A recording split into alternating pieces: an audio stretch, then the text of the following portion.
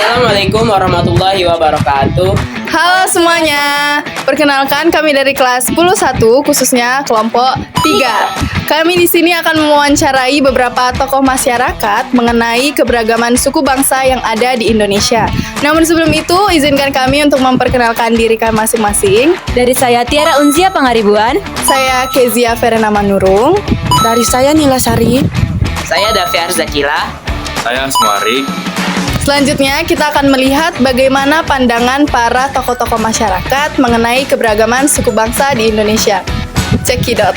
Sebelum videonya dimulai, teman-teman udah pada tahu belum nih? Keragaman suku bangsa merupakan sekumpulan manusia yang memiliki kesatuan budaya yang diikat oleh kesadaran dan identitas budaya tersebut. Nah, Indonesia dikenal sebagai salah satu negara dengan jumlah suku dan budaya yang sangat beragam. Lebih dari 1.300 suku bangsa loh yang tersebar di seluruh kepulauan Indonesia. Dan setiap suku pastinya memiliki tradisi, bahasa, serta budaya uniknya sendiri loh. Yuk, kita dengar beberapa pendapat dari tokoh-tokoh masyarakat. Baik, sekarang kami sudah bersama salah satu narasumber kami. Boleh diperkenalkan Pak namanya, asal daerah, serta berasal dari suku mana? Oke, kenalkan nama saya Samsul Bahri, asalnya dari Belitung. Itu mayoritas sukunya tuh suku Melayu, Melayu Sumatera. Nama saya Yesi Delvita, asal daerahnya Payakumbuh, Kota Padang, sukunya Minang. Baiklah, terima kasih. Nama saya Hendrikus Manurung, asal daerah dari Sumatera Utara, Tanah Jawa, Matang Siantar, sukunya dari Batak. Apa yang menyebabkan kita memiliki banyak suku bangsa, Pak? Seperti kita ketahui, Indonesia itu kan negara yang banyak kepulauan. Jadi dari banyak kepulauan itulah berbagai macam suku yang di bawah dari masing-masing masyarakat yang ada di masing-masing pulau itu. Jadi itu juga. Karena negara kita ini adalah negara kepulauan di mana negara kepulauan itu terdiri dari berbagai daerah yang memiliki suku bangsa yang banyak. Yang pertama, daerah geografis atau letak Indonesia ini terdiri dari beberapa pulau besar dan pulau kecil yang terdiri dari beberapa daerah-daerah kecil. Jadi menyebabkan beberapa budaya, beberapa bahasa juga berbeda-beda, dan itu merupakan salah satu yang ada di daerah kita yang menyebabkan kita banyak budaya dan juga banyak bahasa. Lanjut, pertanyaan yang kedua. Coba Pak sebutin 2 makanan khas dari asal daerah Bapak sendiri. Makanan khas ya, kalau makanan menu untuk makanan berat siang itu kita ada gangan namanya. Kalau di Bangka, Belitung ya, kalau di Bangkanya itu dia lempak kuning. Nah, kalau yang mie Belitung, ada nama mie Belitung. Kalau cemilannya dia 2 aja ya. Kalau cemilan dia kretek atau pletek, kalau bilang itu makanan seperti apa, kerupuk gitu ya. Kretek itu, dan belacan namanya terasi kalau seperti itu. Oke, baik. Kalau di suku Minang itu makanan khasnya kayak sate Padang, rendang. Sumatera Utara ada ayam pinadar, satu lagi ikan mas nenarsi. Lanjut, pertanyaan yang ketiga. Apa yang menarik dari keberagaman suku bangsa yang kita miliki, Pak? Indonesia ya menarik kali. Indonesia banyak dari suku-suku, banyak dari bahasanya, banyak juga dari makanan khasnya. Jadi kalau kita keliling Indonesia mungkin berbeda-beda, tetapi kita tetap sama. Jadi dari budaya yang banyak ini, tapi kita tetap satu seperti itu. Yang menarik tuh banyak sekali ya. Salah satunya yaitu tentang keberagaman bahasa dan logat-logatnya yang sangat menarik, sama pakaian adatnya, serta tari-tariannya yang begitu menarik, serta pakaian adatnya yang cukup menarik. Menarik dari keberagaman suku bangsa kita dari berbagai daerah atau dari beberapa pulau, jadi menghasilkan atau memunculkan beberapa logat yang berbeda ataupun ciri khas tertentu di daerah tersebut. Terus dari adat istiadat, kegiatan daerah masing-masing juga menghasilkan beberapa tradisi yang berbeda. Terus dari hasil dari budaya-budaya tersebut memunculkan ciri khas tersebut daerah-daerah masing-masing. Itu yang menarik di daerah kita. Ya. Baik, lanjut pertanyaan keempat. Apa yang membuat kita tetap bersatu walaupun memiliki banyak perbedaan, Pak? Oke, ini mungkin sama sambungan dari pertanyaan sebelumnya. Biarpun kita banyak perbedaan-perbedaan, tetapi kita ada semboyan Bhinneka Tunggal Ika. Kita kan tahu Bhinneka Tunggal Ika itu berbeda-beda, tetapi tetap satu juga. Jadi tidak ada perbedaan atau ras atau apa. Itu yang membuat kita tetap bersatu. Yang membuat kita bersatu itu karena negara kita ada semboyan namanya Bhinneka Tunggal Ika, di mana walaupun kita berbeda-beda suku, bangsa, agama, tetapi kita diwajibkan untuk selalu bersatu dan saling menghargai dan menghormati. Yang membuat kita menjadi bersatu karena kita mempunyai pemahaman bersama bahwasanya walaupun kita berbeda-beda daerah, suku, tapi kita memiliki satu kebersamaan semangat dan juga kebersamaan dalam membangun bangsa. Walaupun kita berbeda-beda tetap satu seperti semboyan Bhinneka Tunggal Ika. Baik, pertanyaan selanjutnya. Sebutkan budaya daerah Bapak yang sampai saat ini masih banyak dilakukan. Kebudayaan di Belitung itu banyak sih, cuman yang masih dilakukan ya.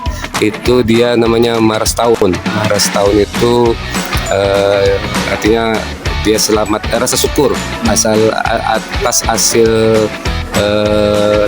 panen untuk dalam satu tahun. Jadi dari masyarakatnya semua itu berkumpul, jadi dia merayakan pesta rasa syukur lah. Jadi seperti pesta kondangan itu ramai lah pesta. Dan juga ada namanya Campak Darat. Campak Darat itu kalau Melayu kan kental sama pantun tuh. Ya. Campak itu ya seperti pantun Melayu. Jadi berbalas saut menyaut antara kontestan satu dengan yang lain. Jadi dia seperti pantun Melayu, balas berbalas.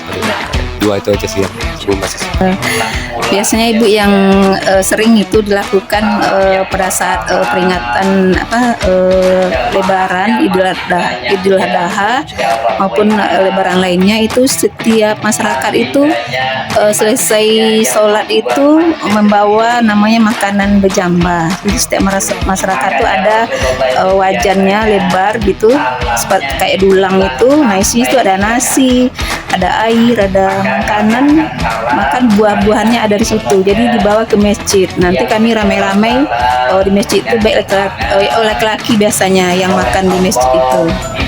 Budaya adat dari daerah saya, dari daerah Tapanuli, itu masih berlaku adat seperti pernikahan, adat untuk acara adat yang lain itu menggunakan alat musik, gondang, terus juga ada dilengkapi dengan tarian seperti tortor dan juga seperti penyampaian sepatah kata kepada pihak keluarga.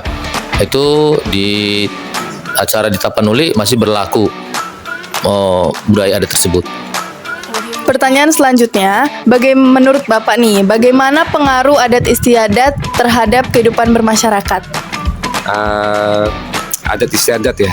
Adat istiadat ini memang sebagai dasar pembentukan norma-norma sosial dalam suatu kelompok masyarakat. Jadi ini biasanya tidak tertulis dalam aturan yang ada di mengatur perilaku masyarakat kita sehari-hari. Jadi ini sebagai bisa turun-temurun, misalnya dari orang tua untuk untuk mengajarkan kita dengan mengingatkan bisa tidak boleh seperti apa, terus tidak ada di dalam norma-norma ini. Jadi tidak tertulis seperti itu. Jadi itu juga sebagai tapi positifnya bisa diambil dari norma-norma adat istilahnya adat istiadat itu. Pengaruhnya dalam kehidupan masyarakat itu pembentukan identitas kelompok masyarakat, karena adat istiadat itu adalah turunan dari nenek moyang mereka.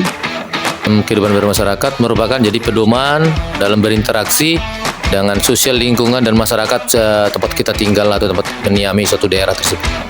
Baik, pertanyaan selanjutnya, menurut Bapak sendiri nih, bagaimana adat istiadat itu berpengaruh pada kehidupan sosial, Pak? Adat istiadat itu sering melibatkan semua masyarakat yang ada di sekitar itu, seperti contohnya gotong royong. Jadi gotong royong ini memang budaya yang sangat bagus. Jadi bisa melibatkan semua warga, dan dari gotong royong inilah bisa buat kita rukun, bisa berinteraksi sama warga, saling kenal. Jadi aktivitas ini dapat memperkuat antara masyarakat yang tetangga-tetangga yang ada di sekitar. Jadi sangat bagus untuk pengaruhnya dari adat ini.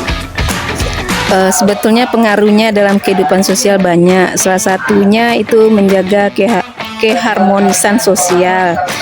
Dengan adanya adat istiadat ini bisa menyelesaikan permasalahan secara damai. Dengan adanya aturan adat istiadat ini sehingga mereka bisa menyelesaikan masalah sesuai dengan adat dan tradisi yang mereka taati, sehingga terjadilah keharmonisan. Pengaruh adat dalam kehidupan sosial itu baik, karena merupakan tuntunan ataupun yang merupakan semacam suatu rule dalam bersosialisasi dan interaksi dengan masyarakat atau lingkungan sekitar. Dan lebih bagusnya lagi kalau ini dibudayakan atau dilestarikan supaya anak cucu kita juga selalu memakai atau mengutamakan adat istiadat budaya ini dan bisa dilestarikan. Apa peran adat istiadat dalam menghadapi kenakalan remaja di zaman sekarang, Pak? Peran adat istiadat untuk remaja itu memberikan peran dan tanggung jawab kepada remaja sebagai bagian dari proses pelajaran. Dan kita tahu remaja itu penerus kami yang udah usia tua ini. Jadi remaja ini dengan adat ini bisa terlibat aktif dalam kegiatan adat. Jadi mereka bisa mengurangi dari kegiatan yang negatif, banyak yang tidak berguna, waktu-waktu terbuang tuh. Tapi dengan terlibat dalam adat istiadat ini, mereka ada waktu yang positif yang bisa mereka lakukan untuk mengurangi hal-hal yang negatif. Jadi bisa ke arah kegiatan positif untuk peran remaja di lingkungan ya. Adat istiadat ini mengajarkan nilai-nilai atau norma yang kuat, sepertinya saling menghormati, saling menghargai sesama masyarakat. Pendidikan ini sangat penting bagi remaja sehingga mereka memahami batasan-batasan antar sesama.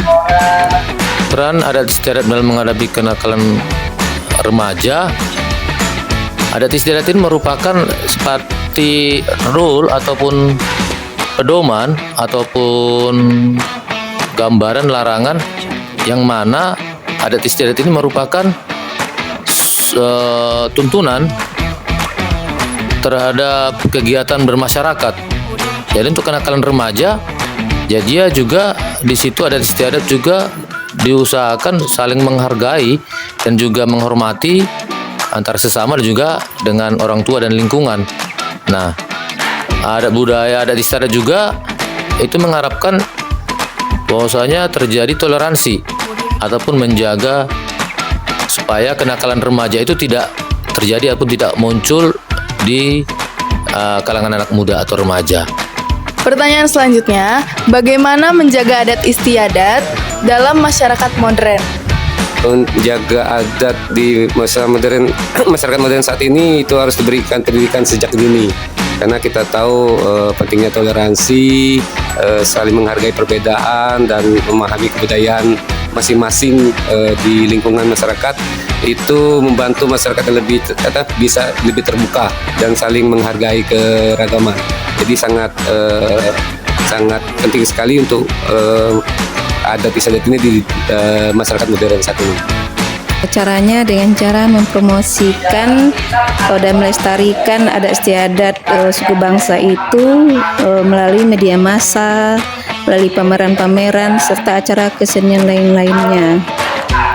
Dalam masyarakat zaman sekarang, zaman modern, adat istiadat ini sebenarnya udah mulai kendor karena sekarang media sosial yang sering merupakan di masyarakat.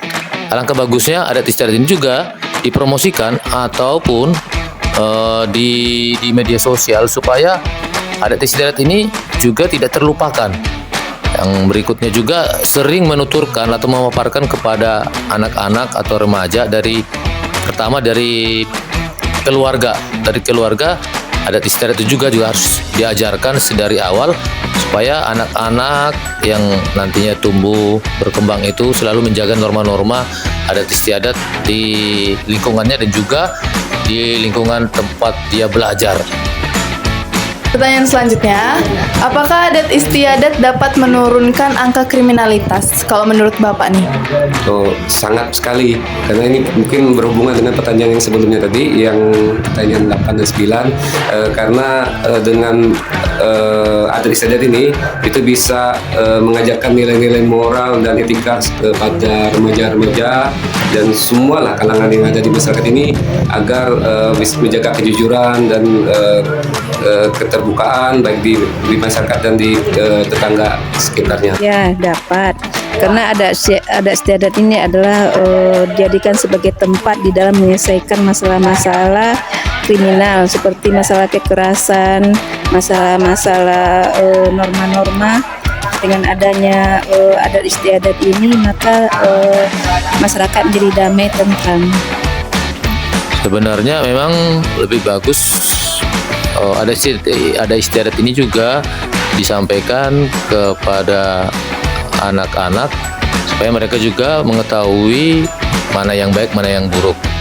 Dengan mana tujuannya juga diharapkan bahwasanya anak-anak juga bisa menurunkan atau tingkat kriminalitasnya. Setidaknya mereka juga memahami dengan adat istiadat itu kan manfaatnya juga bagus, baik untuk mengurangi tingkat kriminalitas anak. Mereka juga tahu mana yang baik dan yang buruk.